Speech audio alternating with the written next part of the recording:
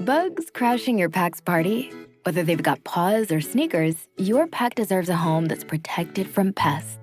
That's where Wonderside comes in. Plant-powered protection made with steam-distilled natural essential oils that actually work. It kills and repels fleas, ticks, mosquitoes, and ants without questionable ingredients or overpowering smells. Safe to use around kids and pets when used as directed. Lab-proven to work fast.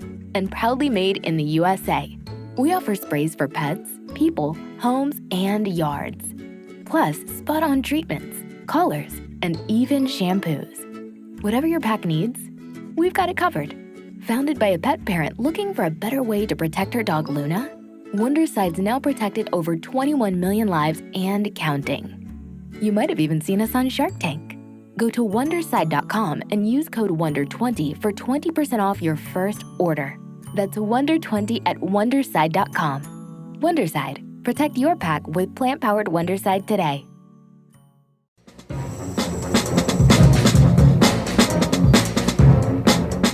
Hello, this is Aaron West. I am the author of the A24 New Wave. In this book, I look at A24's output and I make the argument that we are in a new wave movement right now. A24 plays a major role. This book has a supplemental podcast where each episode is a brief conversation about an A24 related topic, whether an actor, director, or even a genre. As I continue research for the book and conduct interviews, I expect to record podcast episodes with people involved with the company. You can find the podcast at cinejourneys.com or wherever you find podcasts, and we are proud to be members of the Someone's Favorite Productions podcast network.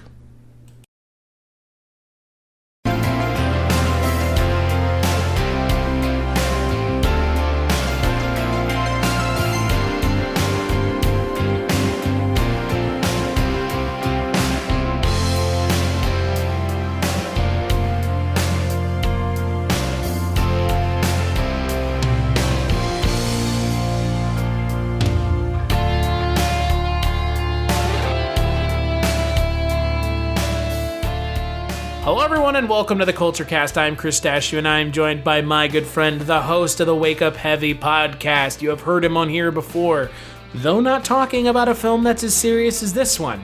My good friend, Mark Begley. I never lie.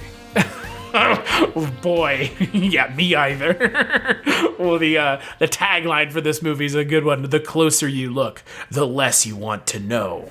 Sure, why not? We're going to be talking about yet another noir film. We're going to be talking about 1990's The Kill-Off. So, The Kill-Off is directed by Maggie Greenwald. It is based off of the book of the same name by Jim Thompson. It stars a bunch of folks that I have never heard of before. Loretta Gross, Andrew Lee Barrett, Jackson Sims, Steve Monroe. So the film is set in a small coastal town in New Jersey where there is a nightclub. Seemingly the nightclub is the only thing in town. And there's a stripper, and there's a guy who rapes his daughter, and there's a guy who's married to a woman who's like 30 years older than him. It's weird. It's weird. There's a lot of weird characters. Again, Cullen usurping the narrative I was expecting once again with noir films and going completely off the grid. So much so that this movie is goddamn near impossible to find. But we'll get to that when we get to it. So, Mark, I know that neither one of us had ever seen this film before. We didn't get a chance to read the novel, unfortunately. But I'm curious, what did you think of watching The Kill-Off for your first time? It took me a little bit of maybe 15, 20 minutes before I kind of started to get into it. And I think part of that was just simply due to the transfer that I was watching. I initially started watching one that was on YouTube, which was an obvious VHS rip. And it was really, really dark. And I was getting really confused as to who was who and who was married to who or connected to who. And once I restarted it with the slightly better version that Colin sent over, it clicked a little better, and I was able to sit and enjoy it. And it is an intro. I don't even know if I had seen this without knowing you were doing this for Noir Month. I don't even know if it would have registered in my head that it was noir or neo-noir. Yeah, I'm honestly right there with you. So, like the rest of the films this month, this film is not what I was expecting at all when it comes to noir. Frankly, like you just said, Mark, I'm not sure I would really consider this noir. And I may, when Cullen's on the episode next week, I may take him to task over it. Because it's like, it reminds me of another film that I am a huge fan of, that is based off of a stage play, Killer Joe. And that film has this like same weird hillbilly redneck shit. I mean, look, I couldn't even tell you that this was set in New Jersey. This feels like it's set in some small town in Louisiana or Texas. I mean, if not for the fact that they don't have Southern accents, you couldn't have convinced me this takes place in New Jersey, right? Yeah, I think the only reason I really knew that was just from reading the IMDb and Wikipedia pages about it, that it takes place in a small, I figured, okay, it's shore, I see the ocean or possibly a large lake. It could be anywhere USA as far as I'm concerned. Real rundown town. And I guess in the book, it's there's an amusement park and it's basically abandoned now. So that big source of income for the town is gone, which I don't know that that's even touched on in the movie.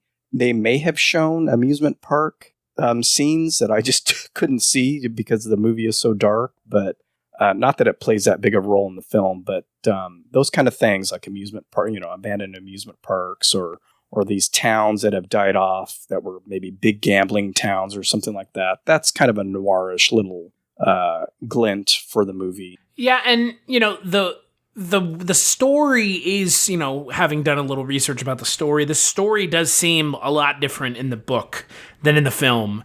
And some of the kind of criticism for the film that I read was that the film cuts down some of the more interweaving plot points from the book. And look, I mean, I'm not sure I would have missed them. The story was rather straightforward either way. I'm not sure how much more intrigue they could have added. That's kind of one of my issues with this film is I don't find the story that they're telling particularly compelling. It's just kind of, why do I care that this guy is married to this old woman who's maybe a hypochondriac? She is in the book, but in the movie they don't even address it. I don't know. Yeah, that was the thing that kind of bothered me about the overall story was, who am I supposed to care about here?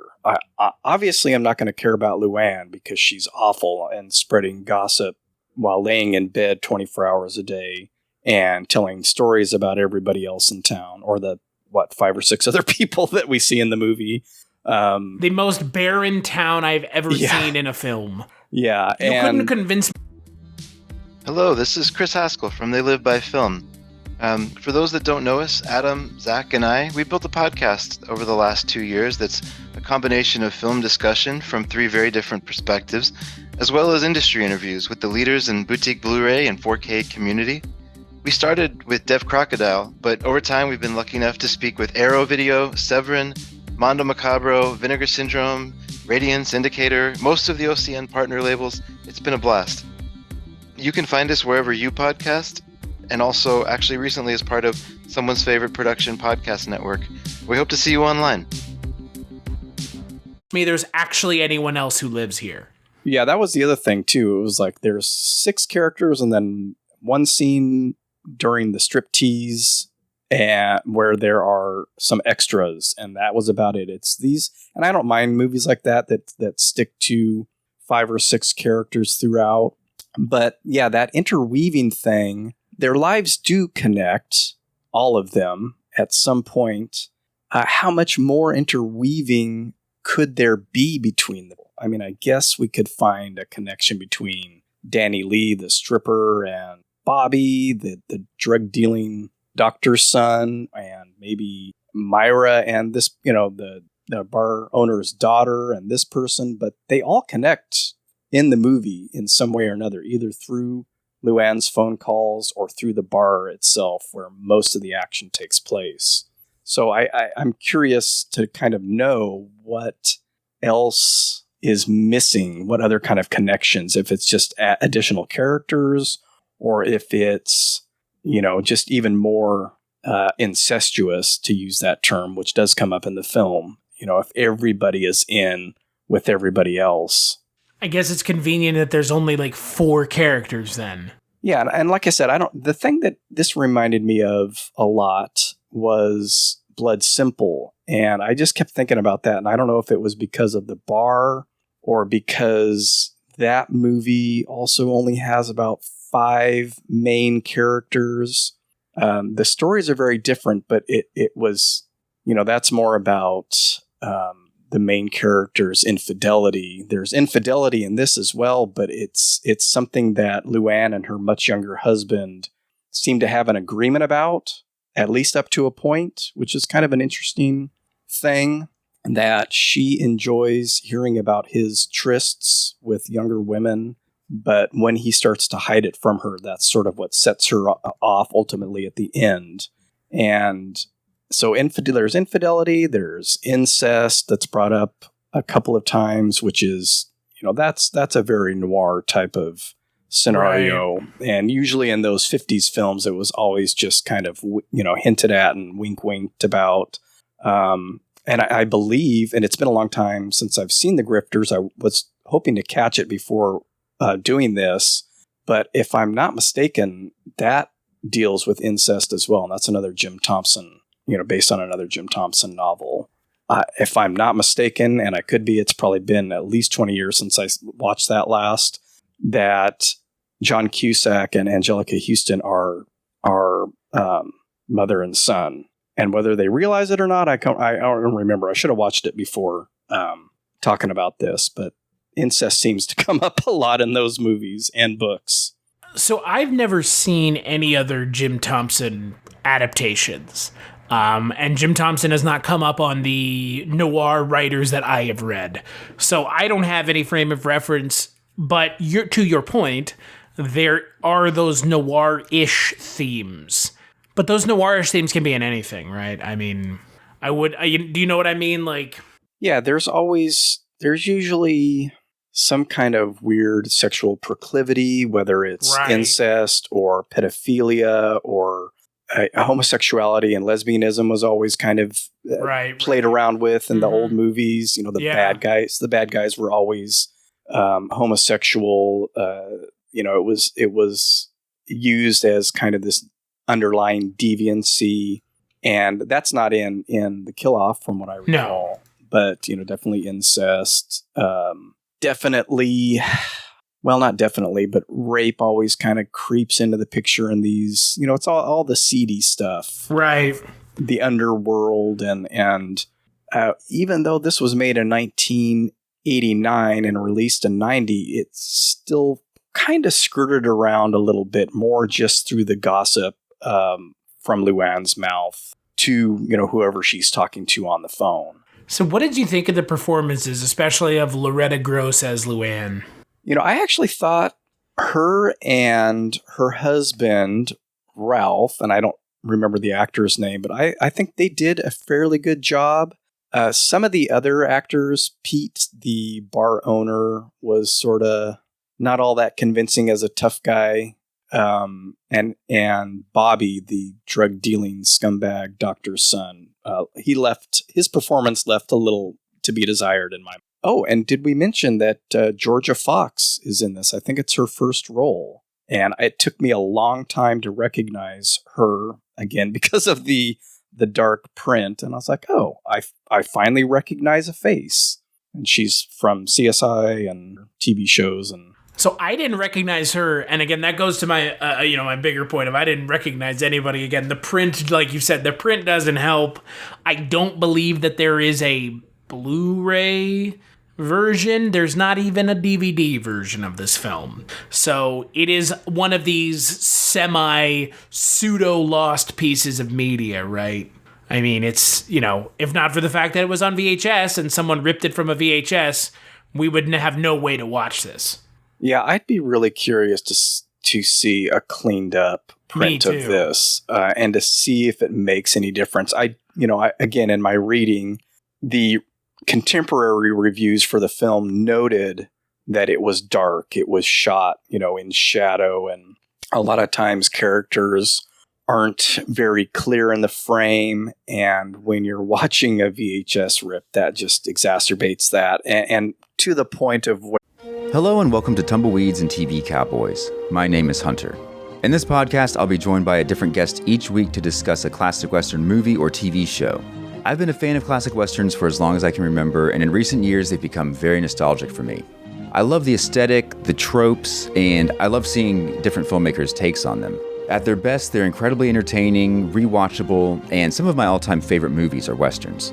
We'll mostly focus on Western movies made in Hollywood, but we'll also be covering spaghetti Westerns, and one thing I'm very excited to get into are Western TV shows. I've got some amazing guests coming on the show, film professors, historians, and podcasters. And Tumbleweeds and TV Cowboys is part of the Someone's Favorite Productions podcast network, and many guests on the show will be from other shows on the network.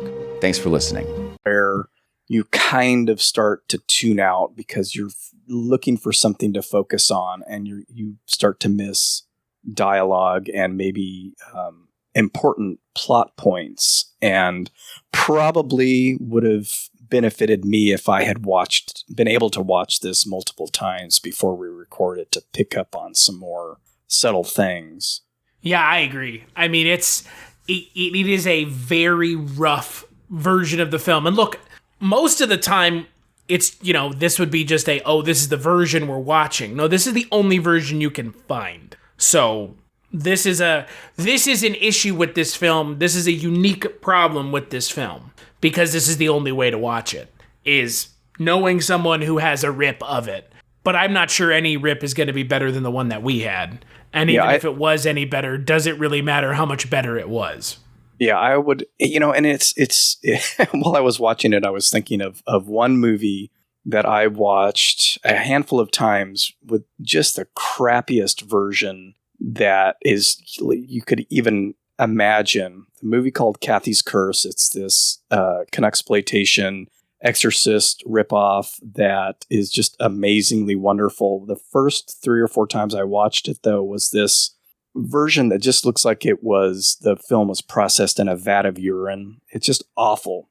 And it finally got a Blu-ray treatment and was cleaned up, and it is a revelation to see the cleaned up version. So, I was kind of thinking, would that be the situation here, or would it be just a little less dark? Would it get the Kathy's Curse treatment, or just I can make out some faces now? And I would definitely watch a cleaned up version of this to see how different it is. I enjoyed it enough to I don't think I'd watch the same version again, but a cleaned up version I would be more than interested in seeing. Yeah, I too would like to see it, because I genuinely believe some of my unenjoyment from this film is exactly what you just spoke to. And I'm not going to blame anyone else for that. That's just the way it goes sometimes. This is just what happens. That's just it. I mean, there's nothing to say. This film didn't come out on VHS until 2001. Yeah, and fuck, it wasn't out for 11 years on top of everything else. And it's a movie, to that point that I had never heard of before.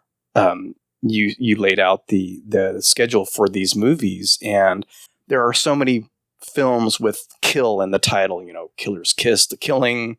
There's probably another movie called The Kill Off, and I thought, I've probably seen this at some point on TCM. And then looking into it, I was like, oh no, this doesn't sound familiar. And then when it started, I was like, oh no, there's no way I ever saw this. And I don't know how you would have. I doubt very highly it had a very big release. All the reviews that I read, and again, most of those were just on IMDb, but they were mostly positive, even the ones that were quoted on the Wikipedia page from, actual film critics.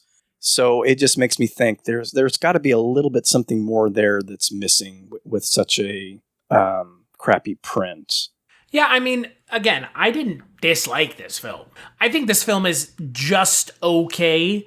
I think it's good enough. I'm not sure it does more than maybe I don't know. At this point this month, I kind of expected this to be more than it is, and I think that's partially my fault and partially how good the last 2 films have been, because the last 2 films have been really good and so kind of genre kind of subverting that I was expecting the same thing from this.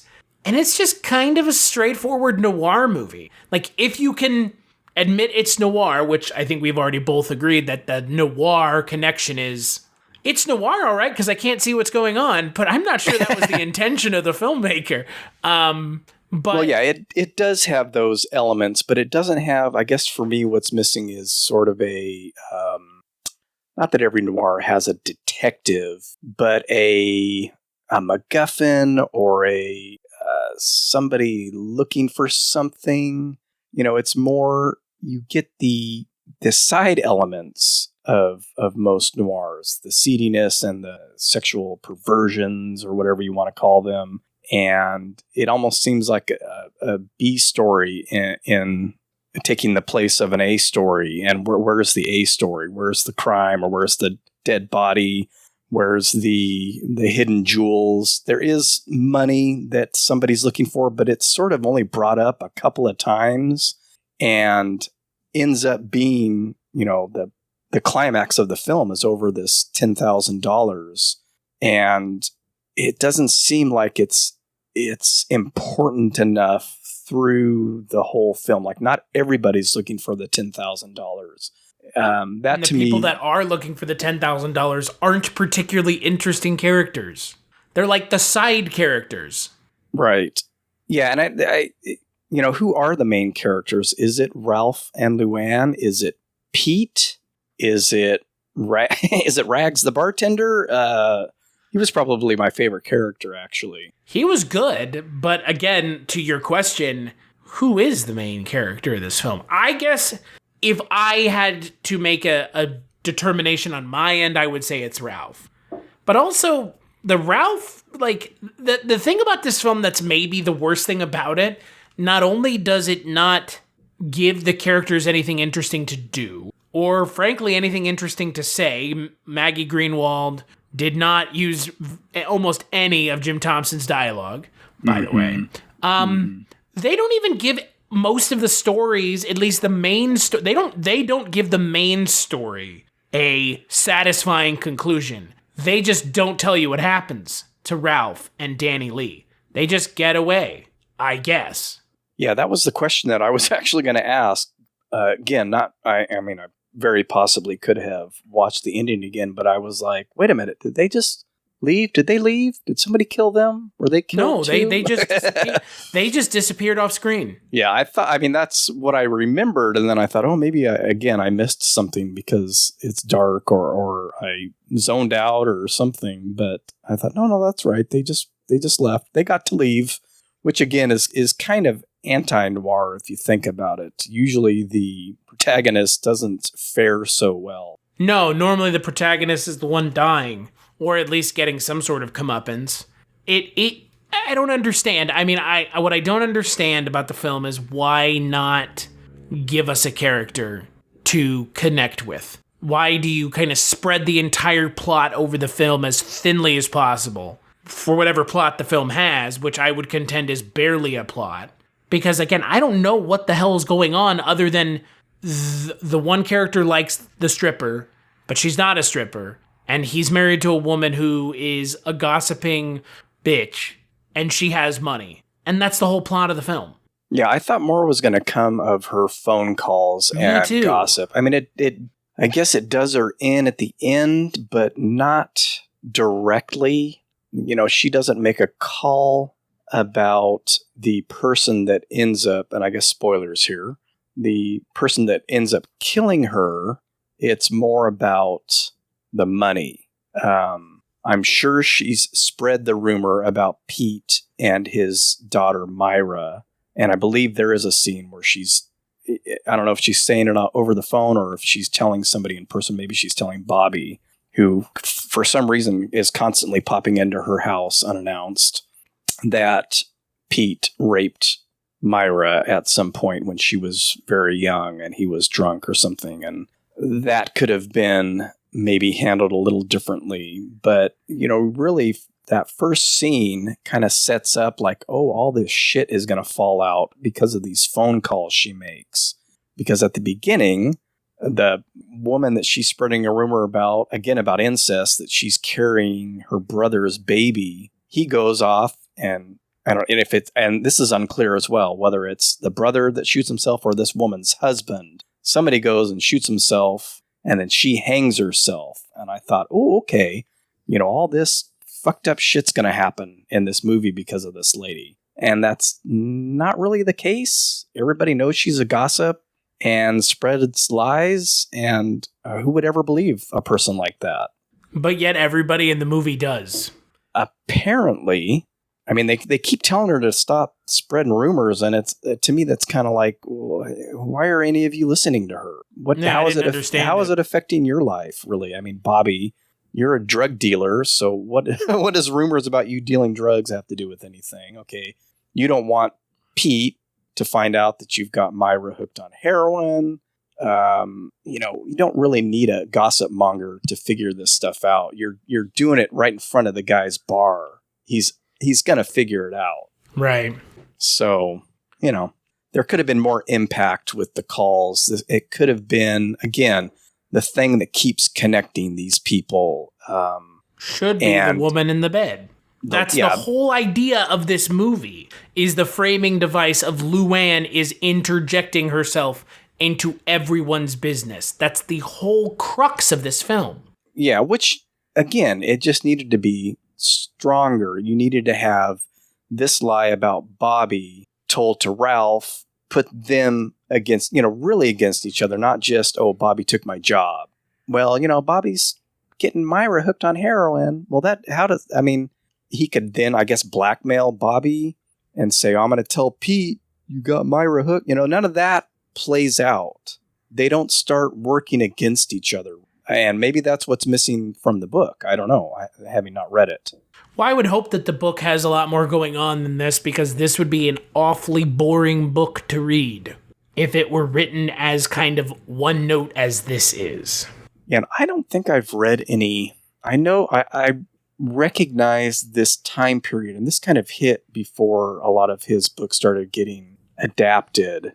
But I do remember hearing his name, and I think a couple different friends of mine had different books of his, and I never read any of them as far as I can remember. And I've seen The Grifters, and it's been a long time for that, and it's been a long time since I saw the original version of The Getaway with Steve McQueen and Ally McGraw. And I've, again, been meaning to rewatch that one as well, and I get it confused with other movies from that time period starring Steve McQueen, so I can't really speak to that. But I have seen some of the movies that he wrote scripts for, like the Stanley Kubrick stuff that he's done, and some of those. Yeah. The Killing is amazing. Yes, and how much of that he wrote, I guess it's hard to say. All of the dialogue. Yeah, Kubrick took most of the credit for it. But they gave him the credit for the dialogue. Right. And that's sort of what you want. You want that, like, punchy... Snappy. It's got to be snappy. Like, it's not here. Yeah, Why throw that out? I don't know. That was the other big complaint of mine was, where's the snappy dialogue? And then Have you ever wanted to dive deeper into the horror movies you love? Beyond the Blood is a horror podcast for fans who want more than just surface-level screams. We do deep dives into the movies that shaped us, digging into director commentaries, behind-the-scenes stories, deleted scenes, and the special features that most people skip. Each episode is a love letter to the genre. We break down how these films were made, the creative risks that paid off or didn't, and the lasting impact they've had on the genre as a whole. From 70s slashers to modern nightmares, we celebrate the craft, chaos, and characters that keep us coming back. If you're the kind of fan who rewatches movies with the commentary on, or you simply grew up in the video store horror aisle, the Beyond the Blood podcast was made for you. New episodes every single week. Subscribe, and let's dig deep. Welcome to the Beyond the Blood podcast. You know what? I kind of got off that complaint in my own head, thinking this sort of predates a lot of that stuff that was going to come after Reservoir Dogs, where it's all snappy dialogue, where it's all twists and turns, where, between Reservoir Dogs and Pulp Fiction, you just get all this crime crap in the mid-90s. And it was kind of nice to think, okay, this was before all that, and it's not doing any of that. So I actually kind of appreciated that it was sort of low key and not in your face with the, the quips and the action and the twists and turns. But then at the end, I was kind of left like with a little bit of oh, okay, that was it. That was enjoyable for what it was. I mean, my issue is I expect from noir quality dialogue. And if you don't put it in your film, why are you adapting this guy's story then? Yeah, I think there's a couple lines from Pete where it sort of crept in. And since it was so little of the dialogue, that seemed out of place now. Like, okay, this could have been going. He at least could have been kind of doing that shtick this whole time as a old time, that guy is probably younger than I am now in the movie. He's probably like 40 something or whatever. Sure. But, he could be the old timey guy that still kind of talks with that patter. And, but yeah, most of it's tossed out and it's just sort of everyday dialogue. You don't get that, gangster stuff and the mall and you don't even get like smart dialogue. It's just like, it's very, I don't know. It's what's weird to me is adapting stories, novels by people who have a distinct, unique writing style like Jim Thompson does. And just going, I just want the story part of this. It's like, that's not what makes noir great. It's everything. It's the combination. It's the mix. It's the dialogue, it's the setting, it's the imagery, it's the subject matter.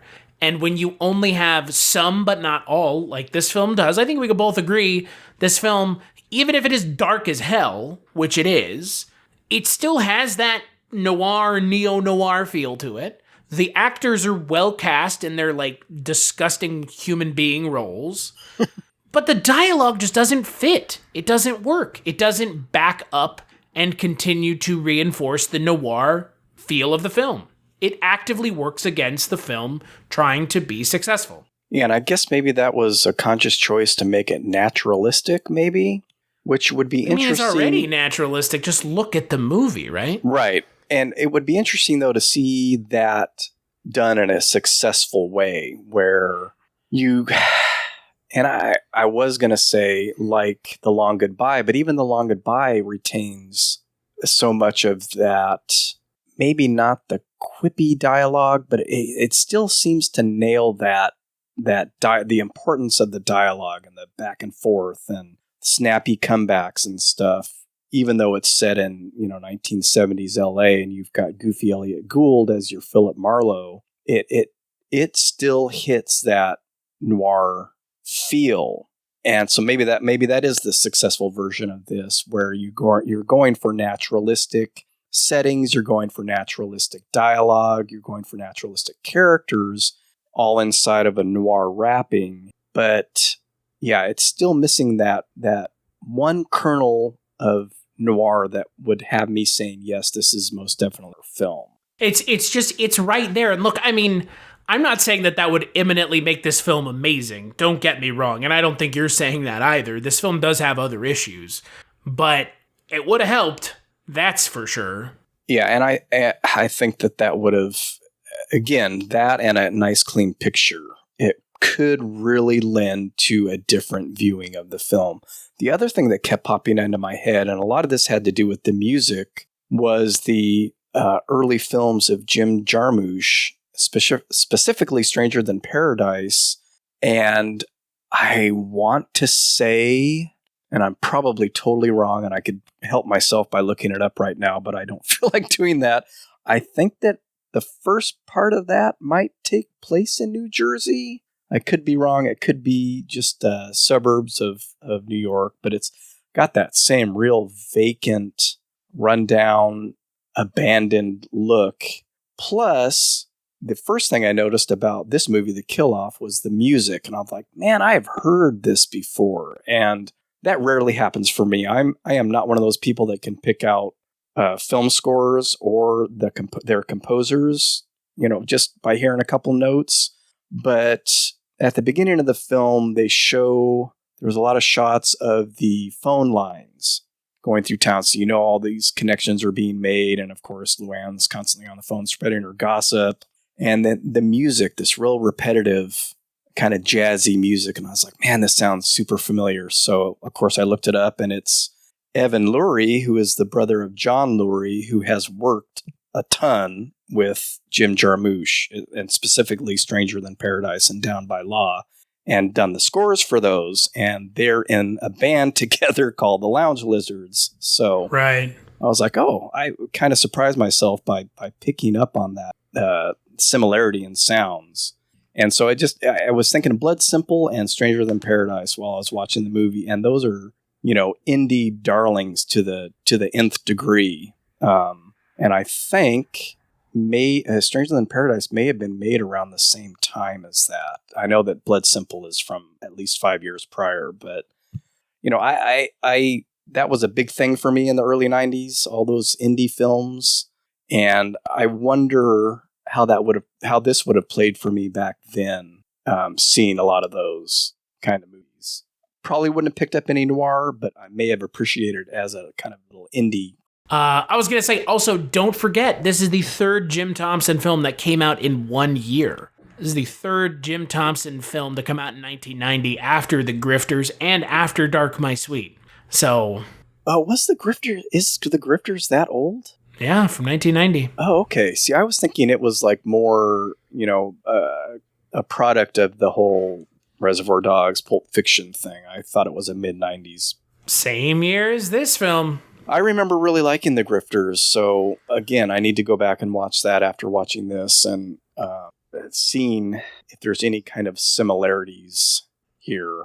I know that that's a lot more polished and a lot more snappy, and you get a lot of the twists and turns of a typical noir in that. Right. Yeah, it's an interesting film. I don't think I'll revisit it unless there's a version of it that's better. And that's unfortunate. I think that is probably the most unfortunate aspect about this film is I don't really want to revisit it, not because I don't want to watch it, but because I don't want to have to put myself through watching this shitty version again. And it's no one's fault that it's a shitty version. This is literally the only option we have. So yeah, I would definitely watch it again in a better transfer. Oh yeah, for sure. I'm 100% with you. I would watch a better version of this, a better copy. I mean, all it needs Kino Lorber somebody. I don't know why they haven't. Yeah, I think it would be... They find everything else. Jesus Christ, they did Transylvania 6-5000, and this isn't as important as that? Come on. I think it would be a matter of finding a decent print, because you're not going to want it transferred off of the VHS, even the one that Cullen sent, which was by far... it was way better than the one that's on YouTube. Probably sourced from the same material, but the one on YouTube, I think, was presented in a really low, it's probably like 480p or less, or 240. So, sure. Cullen's version was definitely better. If you go back and try to watch the YouTube one, you'll see what I'm talking about. But, something that popped into my head while I was blabbing on about the music was the one other odd sound design thing that I found really funny as I was watching, and I don't know if you picked up on this or not, but when they're showing the phone lines, all those shots of the phone lines crossing the town, and that kind of repetitive saxophone is going, you can hear that little cartoony, somebody blabbing on the phone voice. Is that what that is? Yeah. Okay, I'm just making sure, because I was hearing it and I wasn't sure. Yeah, they do it at the beginning and at the end, and probably a little bit lighter in the... And I'm thinking, okay, is this part of the score or is this sound design? If it's part of the score, it almost makes a little bit more sense. Like, hey, yeah, she's always on the phone. Let's put in the cartoon blabby phone voice. And if it had been any more noticeable, it would have been laughable. It was just subtle enough to where it did make me chuckle, but I thought it was kind of brilliant too. Very against, serious noir landscape that we're searching for here. I am so glad that that was not just me hearing things. Boy. I will say, though, that compared to the other Maggie Greenwald film that I've seen, the Disney Channel original film, Get a Clue. Oh, my. Back to those. Huh? Somehow Disney Channel films have followed us into this month. Yeah, it looks like she's done mainly TV work, and I noticed that some of the few actors who have, continued to act have been in some of her TV shows. Right. The gal that plays the stripper was on Madam Secretary, and she's Maggie Greenwald has directed episodes of Madam Secretary. So that's kind of nice. She's getting people work that probably haven't worked in 30 years. Is it 30 years now? I'm going to get all messed up on is 1990 30 years ago? 31 years, yeah. Just don't say it's 40 years, okay? Yeah, that's fair. It's look, I think ultimately compared to the other two films that I've watched this month, I would definitely rather watch those over this one. But again, I'm not sure I can really give this film a complete fair shake visually just because of how terrible the transfer is. But outside of the terrible transfer, this is a decent noir film, but I also think it skirts noir. Yeah, I agree. And I do think it's interesting enough that anybody who is, looking for something that is outside the typical noir or the ones that we all know and, are on TCM every weekend, it would be interesting, I think, to view in that light, even with just, the crappy version that's on YouTube. If you haven't seen it and you're getting into noir or you're really into noir and for some reason you haven't seen this, I would definitely suggest giving it a shot. And they may, someone who's way into noir might pick up more than you or I. I like noir films. It's sort of I probably watched more in the last 4 or 5 years than I had in the, I'm not going to say how many years prior to that, but it was a blind spot for a long time. I'm just sort of starting to get into it more. I'm curious as to what the two films that you watched previously were, since you've brought them up. The two films that I watched prior were Try and Get Me or The Sound of Fury, yes, which features Lloyd Bridges. Yeah, that's a good. I watched it a year ago and really enjoyed it. Boy, it's shocking how prescient it ends up being, huh? Yeah, I was like, oh, this is so interesting. And again, that's sort of one that I wouldn't necessarily call noir, but it's been over a year. I just remember it being sort of like more of a melodramatic crime movie. Maybe that's the definition. It's a little bit of noir, both. I don't know. And then the other one was La Noche Avanza, which is Night Falls, which is a Mexican noir film. Very cool. That I will need to watch. You should, because it's really good. And it has a main character who is completely, just one of the worst main characters you'll ever watch in a movie. Cool. You want to see him get his just desserts, his punishment. So, yeah. Unfortunately, this film suffers being compared to better films. But again, when you're doing a month of themed films, it's almost impossible not to compare them. At least, I'm not going to say, well, one is better than the other, so don't watch it at all. Just saying the other ones were better. This one suffers from that. So, right. There you go. What would you give the film out of 5, Mark? I actually, since I do this, I rated it on Letterboxd as a 3.5. So of the movies, like I mentioned before we started recording, of the movies that I have done on your show, this is far and above the best one yet. Yeah, I would give it a 3.5 as well. It's good. It's good, not great. Don't go into this movie expecting a lot, and you'll be entertained. And I think it's probably good, and this could just be IMDb's idiocy. It shows that it's an hour and 50 minutes on there, and the two versions that I saw were an hour and 33 minutes, and I think that's plenty long. So if there's an hour and 50 minute version out there, skip that one and find the 90-minute version. Not just plenty long, plenty long. That would be that. I think I probably would have rated it differently, unless that 20 minutes was all the stuff that we said was missing. Yeah, I don't need another 30 minutes of this movie. Spare me, please. Oh, boy. I was gonna, this is probably the fifth time I've said this, but I did enjoy it, and I would be happy to watch a cleaned up. Me too. You know what? Let's avail ourselves. If another version comes out, you and I will sit down and do a follow up to this, and so that'll probably never happen. Or it'll get announced literally tomorrow. Yeah. It's either one of the two. It's not going to be both. Yeah. So if a better version comes out, we should just do a follow-up. Yeah, I would be all for that. But it could be as simple as, it's not any better that it's all cleaned up, or it could lend to completely different discussion. But I don't think that's ever going to happen. Yeah, it's funny though, because this is the kind of thing that does happen. Like for me, I finally tracked this movie down, and the next day it gets released. Or they announce it. Kino Lorber bringing you the kill-off. Yeah.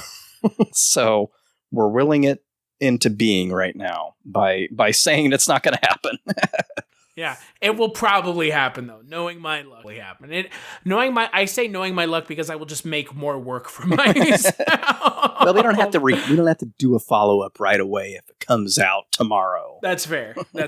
If it came out tomorrow, I would somehow say, "I will into existence me winning the lottery." Yeah.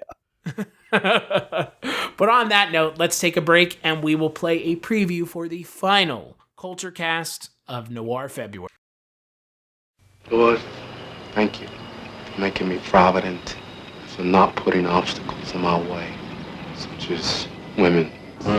In New York City, somewhere above 125th Street, something big is going down. There's gold in Harlem! The squarest guy in town. I'll have a milk, please. The coolest guy around. Give me your money, and don't think I wouldn't cut you, Reverend! Have mercy, son. And a very dangerous woman. Excuse me, but do we know you? Not in this lifetime. Oh!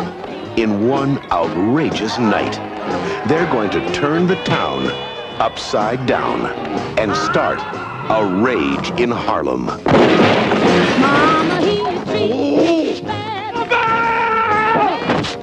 My God! He made it! Forrest Whitaker. You a virgin, Jackson? I don't know. Gregory Hines.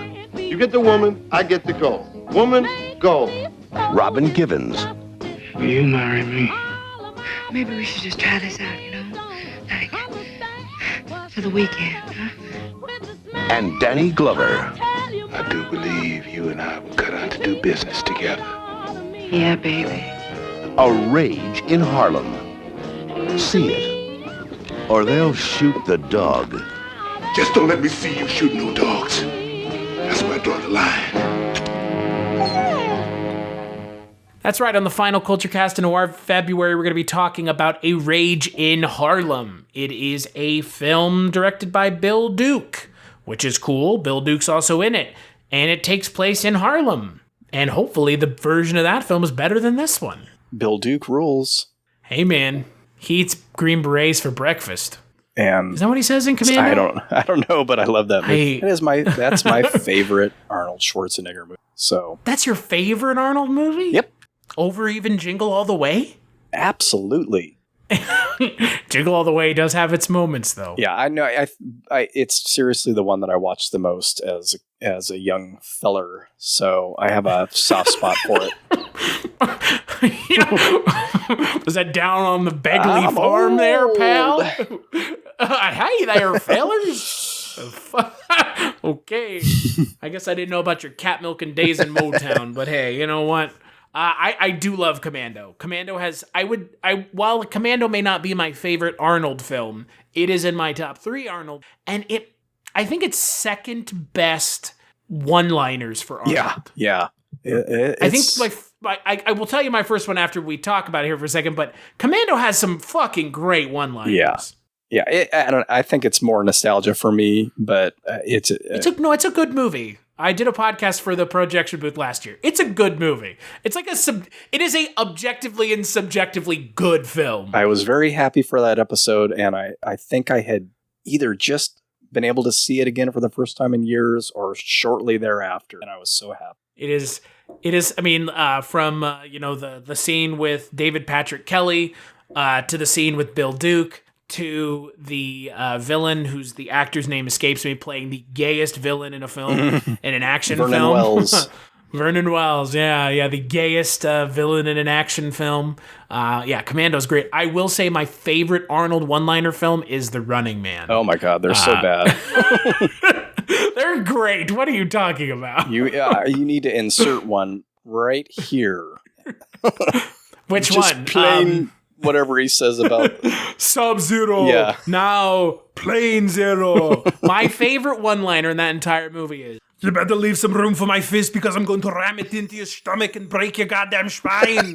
That's my favorite one-liner. I don't think that's technically a one-liner, though. That's a run-on liner.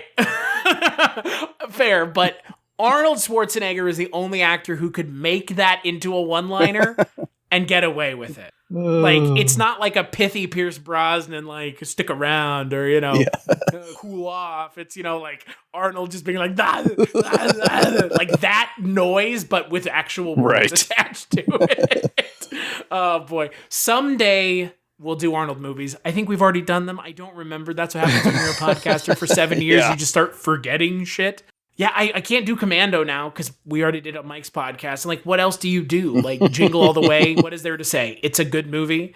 I tried to get my family to watch that during Christmas time, but nobody took me up on it.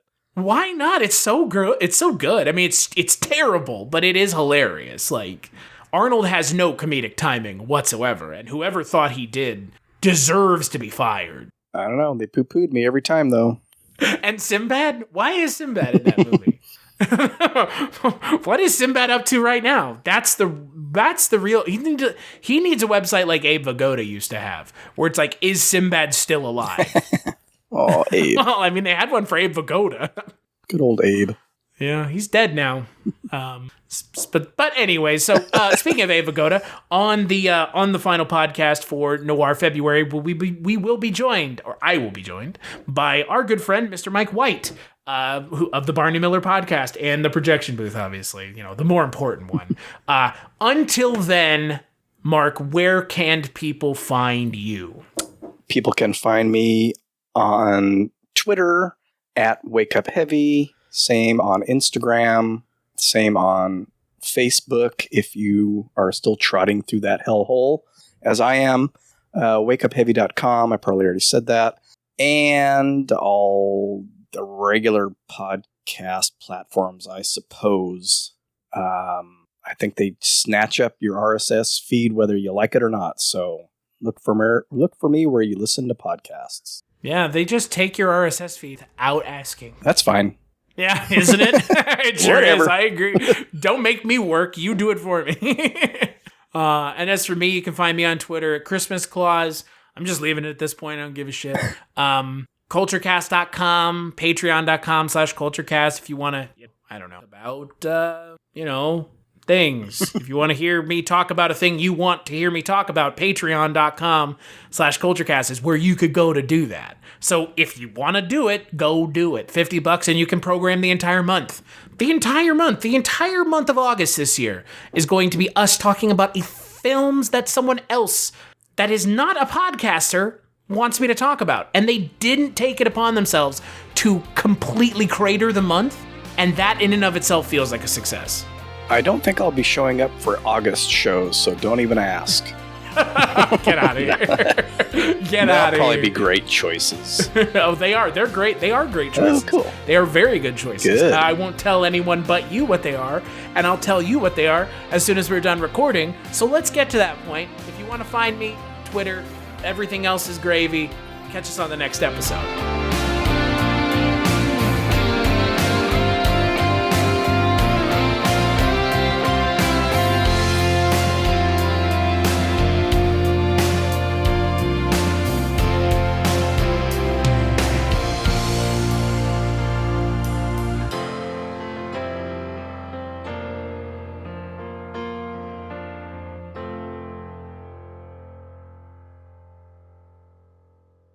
Hello, my name is Kevin Tudor, and I'm one of the 3 hosts of Almost Major, a film podcast dissecting many major indie studios and the films they release. Every week, myself, Charlie Nash, and Bryden Doyle discuss overlooked, forgotten, or bona fide classic indie films via studio-specific miniseries. We've previously covered numerous films from Artisan Entertainment, Lionsgate Films, and New Line Cinema. Titles including The Blair Witch Project, American Psycho, Dogville, But I'm a Cheerleader, Saw, Requiem for a Dream, and Ringmaster, you know, the Jerry Springer film.